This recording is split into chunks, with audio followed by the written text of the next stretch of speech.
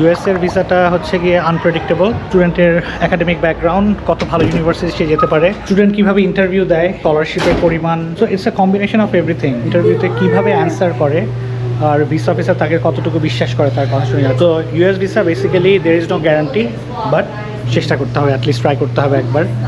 অনেকের ফার্স্ট টাইমে হয়ে যায়, অনেকের সেকেন্ড টাইমে, অনেকের থার্ড টাইমে, অনেকের ফোর্থ টাইমে, অনেকের 10 বারেও হয় না। So it's like that. Second হচ্ছে গিয়ে যে আমেরিকায় কাজ করা যায় নাকি। হ্যাঁ, ইন্টারন্যাশনাল স্টুডেন্টরা কাজ করতে পারবে। ইন্টারন্যাশনাল স্টুডেন্টরা ক্যাম্পাসে 20 ঘন্টা কাজ করতে পারে। ইউনিভার্সিটির উপর ডিপেন্ড করে, যত বেশি বড় ইউনিভার্সিটি তত কাজের অপরচুনিটি বেশি। একদম ছোট কিছু ইউনিভার্সিটি আছে যেগুলি, যেমন আইইউ, ইন্টারন্যাশনাল আমেরিকান ইউনিভার্সিটি, কোনো কাজের ব্যবস্থা নেই, বাট বাইরে কাজ করার ব্যবস্থা আছে। ওয়েস্ট ক্লিফ ইউনিভার্সিটি বাইরে কাজ করার ব্যবস্থা আছে। পাবলিক ইউনিভার্সিটিতে মোস্টলি অন ক্যাম্পাস জব, আর অফ ক্যাম্পাস জবের জন্য ওয়ার্ক পারমিট লাগে, ওইটার জন্য 1 বছর পরে অ্যাপ্লাই করা যায়। এরপরের কোয়েশ্চেন করে ইউএসএতে নিজে কাজ করে টিউশন ফি পে করা যায় না। করা যায়, এটা আমিও করছি এক সময়, বাট কাজ করতে হবে।